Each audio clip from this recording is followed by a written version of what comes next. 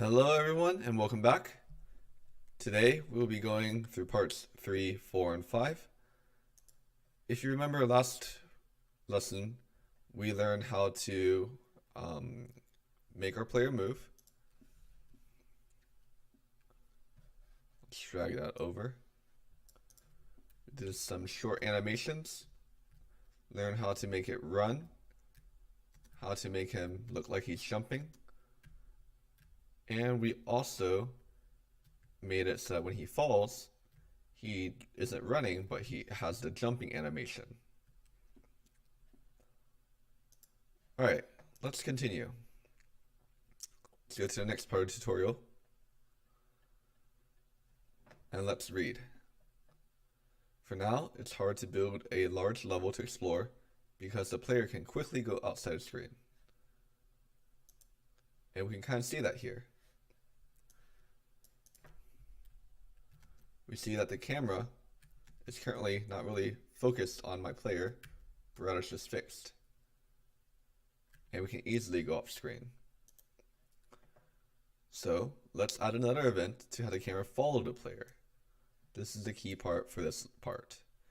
There are multiple ways, but the simplest way is to add an event with no conditions and the action called center the camera on object.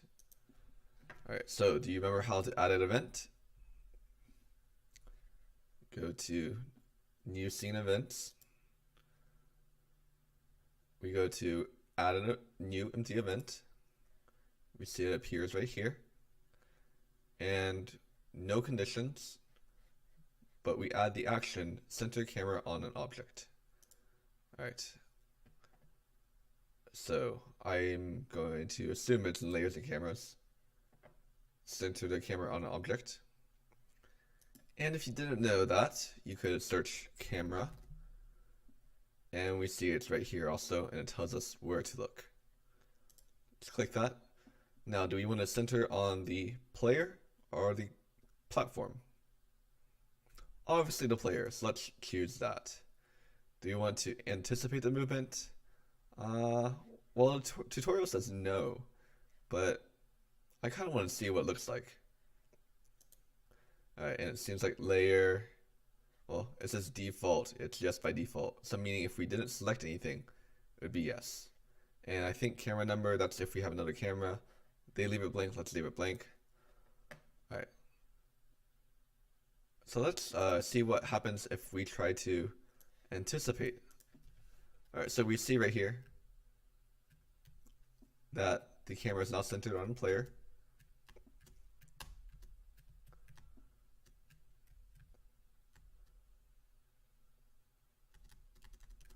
And even when I'm falling, it follows.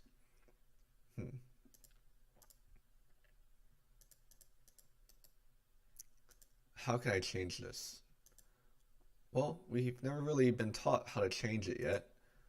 I'm sure there's a way to change it, but it wasn't that hard to just add the action. I'm going to press the delete key when this is selected. And I'm just going to add the action again, like I was told to do properly. Let's click no. Just gonna mess around with it. Let's see what the difference is.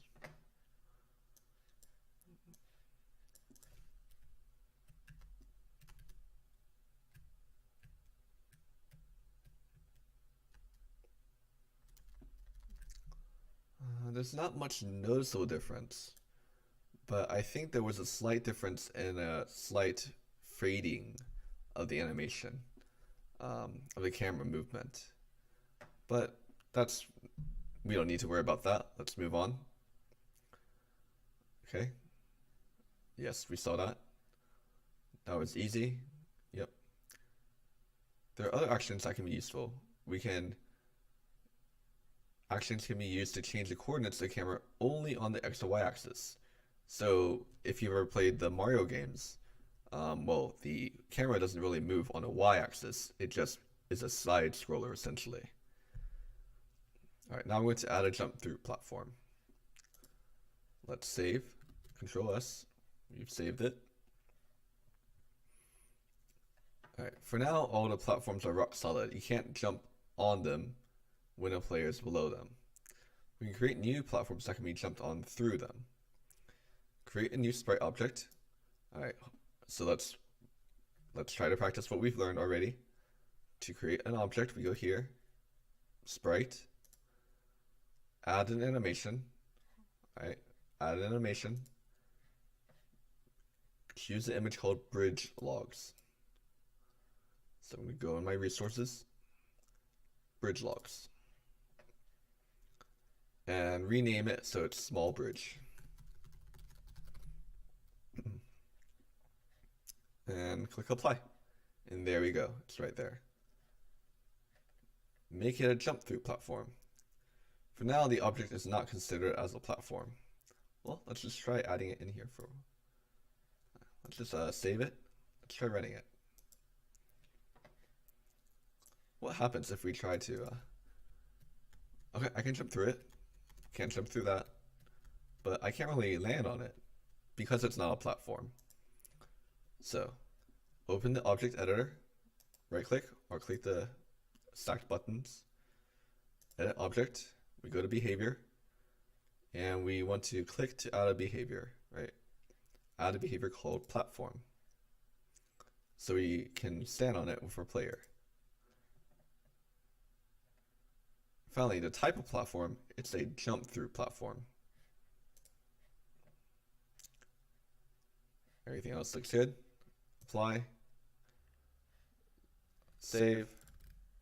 Launch preview. Still can't jump through that.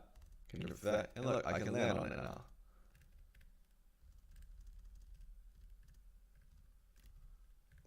So why can we jump through this wooden one, but we cannot jump through this? What difference in behavior is there? What's the difference between these two sprites? Do you remember how we added them?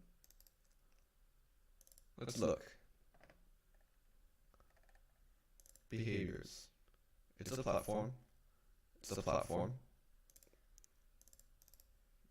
Behaviors.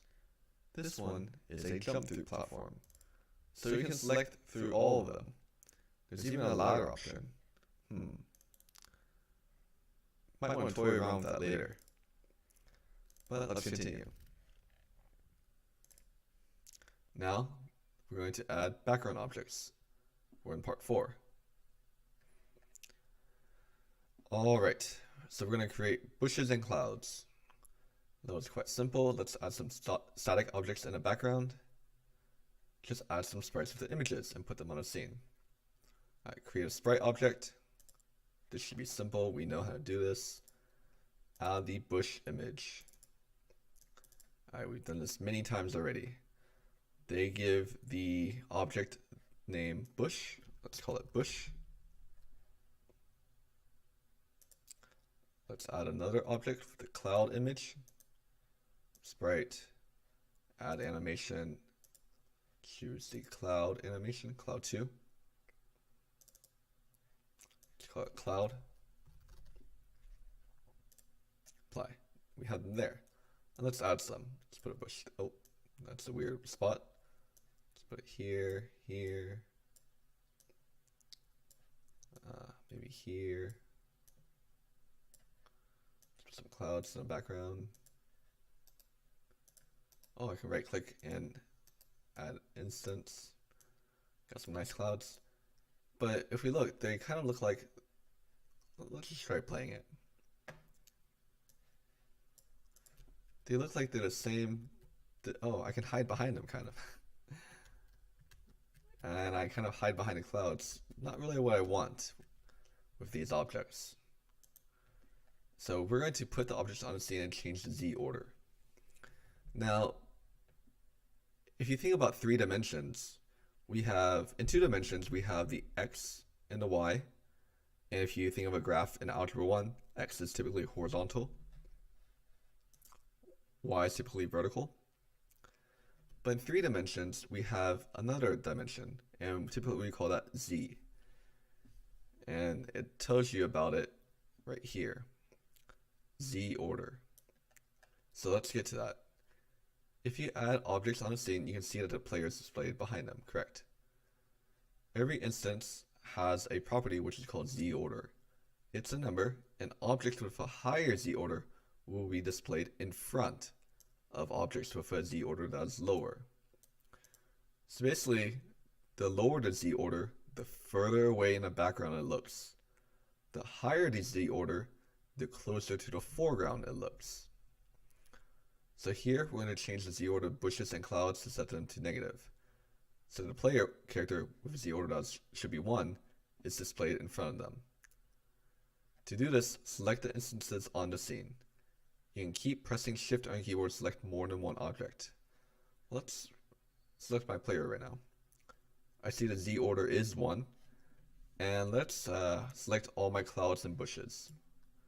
I'm going to hold the Shift key while pressing.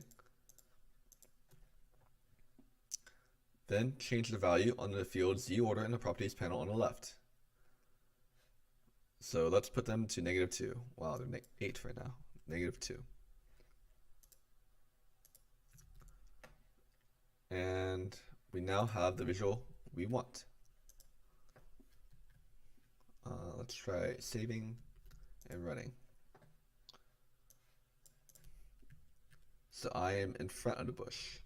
I did like the animation where I was behind the bush, actually. I might change that later. I like the idea of hiding behind a bush. Alright. And we know how to do that, right?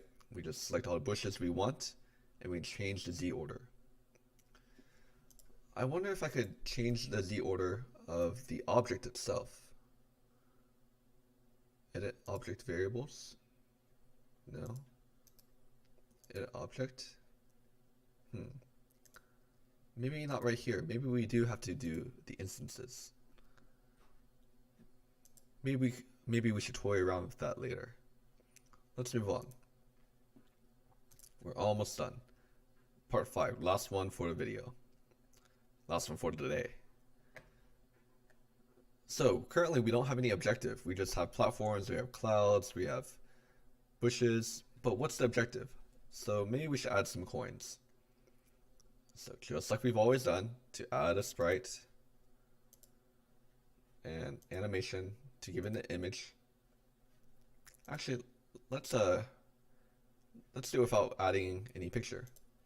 Right? So we see right here we get a question mark.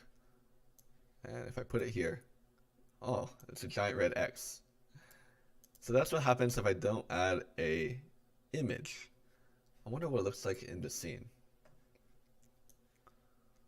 So we see it doesn't even show up. So let's not do that. Let's give it an actual image. Let's edit the object. And I think it wanted the coin. All right. And name the object coin.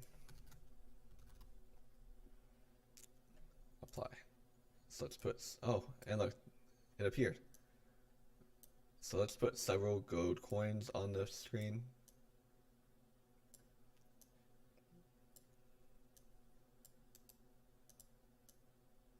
All right. It's a good idea to use the drag and clone feature. Select a coin. All right, selected. Keep pressing Control, hold Control, and drag it. Oh, okay, so I have to drag and let go. This will duplicate it. So every time I let go, it creates a new coin. That's a little much. I'm gonna Control Z undo a little bit. Save. And if I hold Shift while moving, you'll be able to move the coin created on the same axis that the original one was. So Shift. Oh, I have to hold Control like I was doing before, and Shift. So now, as you can see, I can't, it has to be on the same axis as my original. It won't let me go anywhere else. All right. Now, delete coins when collected. Let's destroy the coin object. Oh, whoops. When the player touches them. Add a new event. Add a condition. Choose a condition to test for collision between two objects. The first object should be player, and the second object should be coin. Okay, so it's in this one. Collision.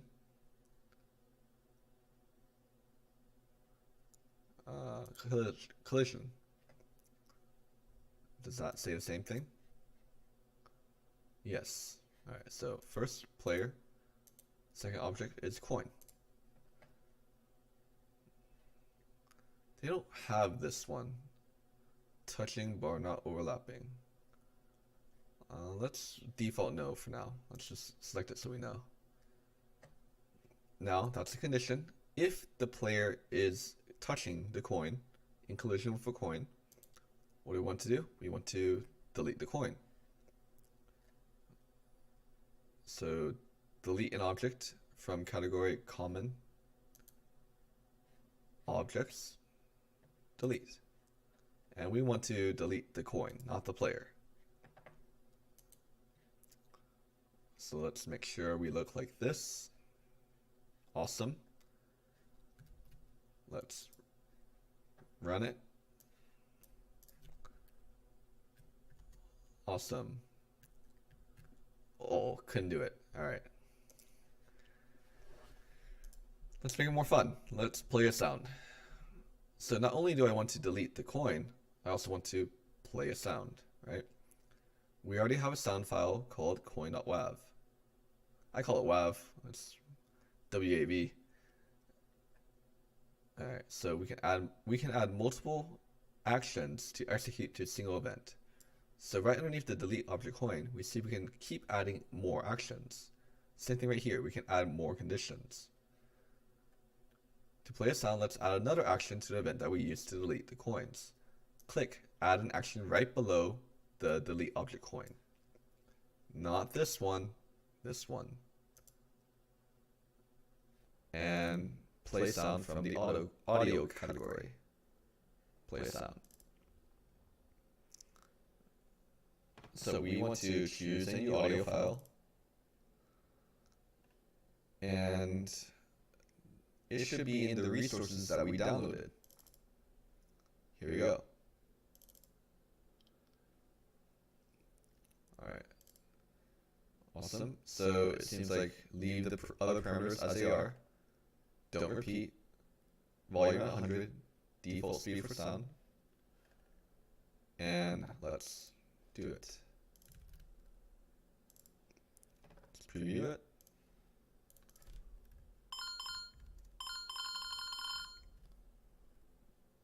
Seems like it's working. Alright, now we're going to increase the score. Use the variable to update and remember the score of the player. Variables are containers that we can use to store and remember certain information, such as numbers and strings. Now, if you take an algebra 1, this is very similar to the x equals 5, y equals 7 on a graph. And then you would graph it on 5, 7, the point. Variables can change.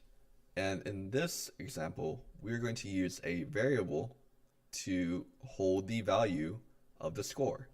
And we'll update it as we collect more and more coins.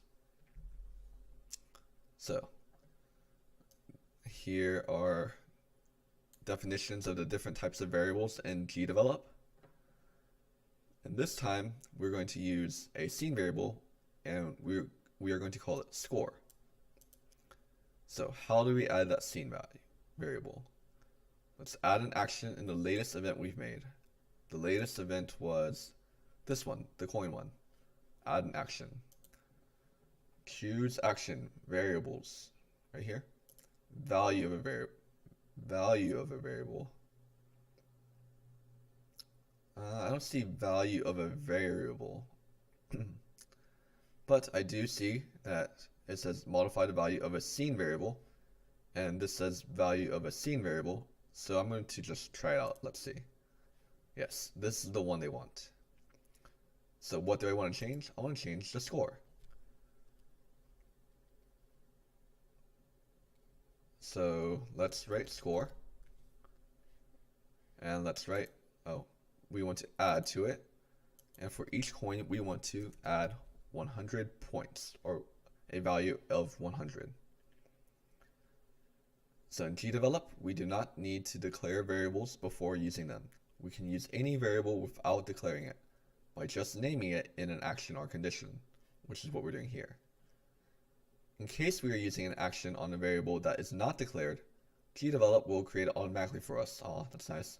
With the default value of 0, or empty text, after executing the action on the variable to save us from any trouble. But to have a better organization of your game, it's a good practice to declare variables before using them. This way, it's easier to find what variables you are using in your game. You can also change their default value if you want it to be something other than 0. So to declare a variable, click on the button ... on the right of the variable name, right here. So this displays the list of variables. We have none.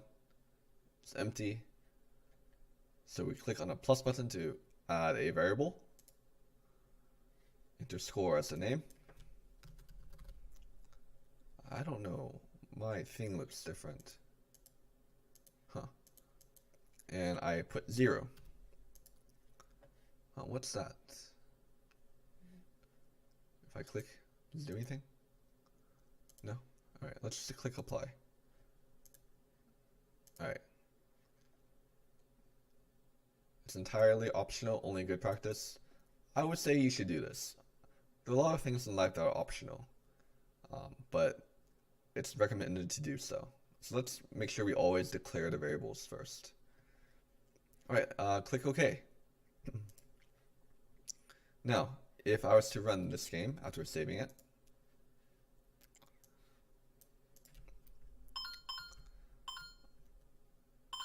now, I'm sure we are adding 100, but we can't really see the text. We don't see the score. So let's add that next. The variable score cannot be seen, so we can't verify the score is increased. And there's some debugger that we can use. We'll look at that later. We need to use a text object to display the value of the score variable. Let's add a new object. This one is the text object. This time choose text, change the properties. I'm going to make mine look like that. So size 40, 40, color black, 000, bold, text, score.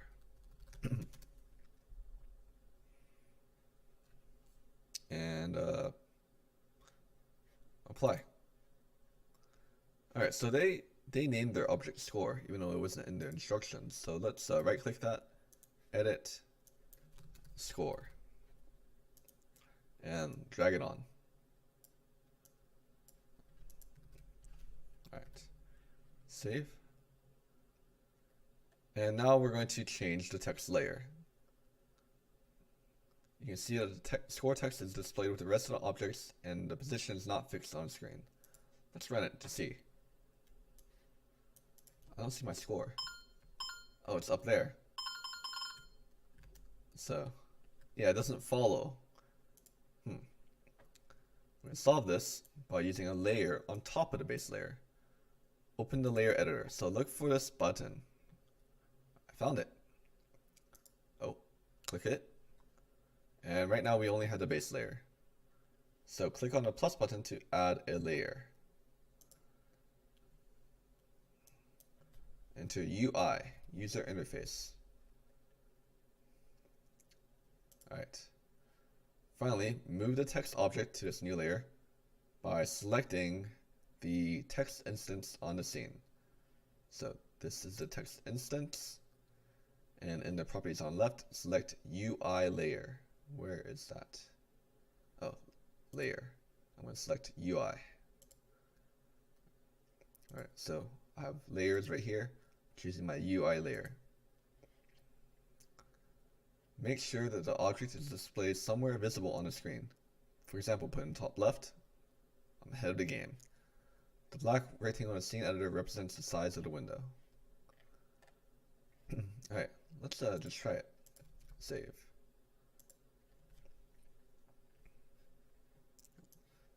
over, and we see it's always in my top left,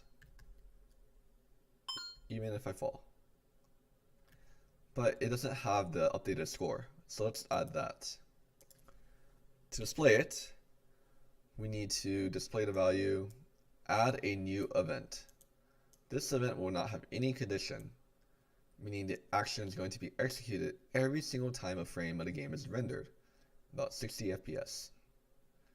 So, events, add a new event, right here, no condition, add an action, choose the one in text object category. Right here, modify text. I want to modify the score text object. And I want to set it equal to, what I want to set it equal to, it's a string expression that will be evaluated during the game. We can specify a text by writing it between quotes, like hello world, but we can also use something called expressions. An expression is a function that is returning a certain value. In this case, we need the value of the score variable, which is what holds the score, and we want to use that value to update the content of the text object. It's an advanced topic, so we won't go too deep into it for now. What you need to know for now is that in order to get the value of a scene variable, we need to use the expression variable, parentheses, with the variable name, close parentheses. And as it is a number variable, but we need the value as a text, a string, we need to convert the value returned from this expression to a string. We can do this by using another expression called toString with the value to convert. So the actual expression needs to look something like this. Finally, we can add this expression after a static text using the plus operator or the concatenator operator. So I could just copy and paste this, I think, right? Hey, look at that. So if I did everything according to what they said, I should just be able to copy and paste it. There are lots of other functions and expressions. When combined, you can create powerful actions that do advanced work. I highly recommend taking my other comp sci classes if you want to improve as a programmer. We don't get too much into programming in this video game design course. You can find more expressions in an expression editor by clicking on this blue icon. Let's click OK. Does it match? Yep. Alright. Save. Run it. Score 0. Oh, that's sad. Alright, don't fall off.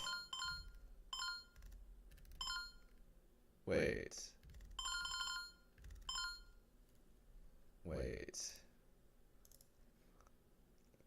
Is it me, or when I jumped on both of those at the same time, did I only get one?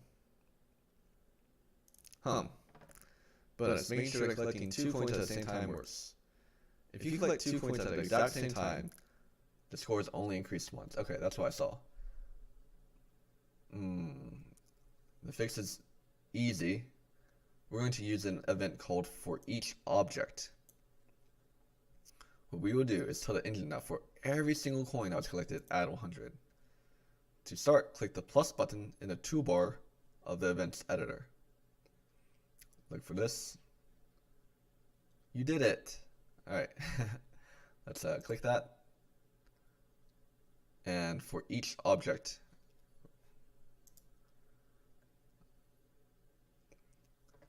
alright, so this will add an event at the bottom of the event page, right here.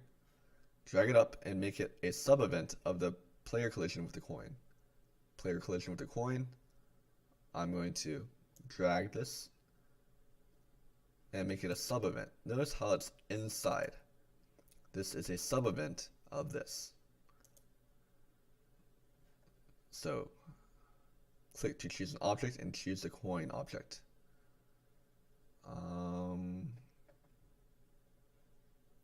Where do I do that?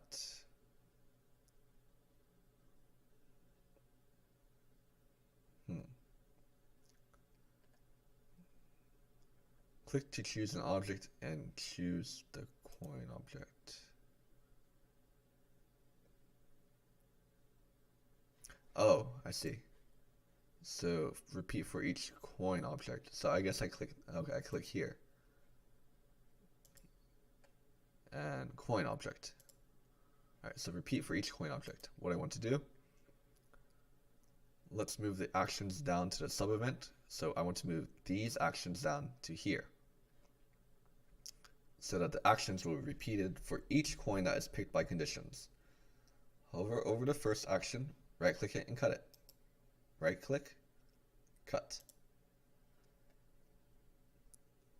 Then hover over the action in the sub event, right click, and paste. Do this for the other two actions. Alright, right click, cut, right click, paste. Right click, cut, right click, paste. You can also drag and drop actions, which is faster than cut pasting them. Really, undo, drag, drop, drag, drop. Yeah. So it should look like this. Now I'm going to save, run.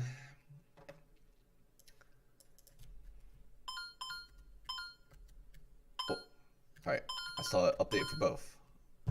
Awesome. So we finished with day 2, or day 3, and we finished with parts 3, 4, and 5. Tomorrow we will finish up the tutorial and finish up the game, and afterwards we'll start planning to make our own platformer game. Until next time.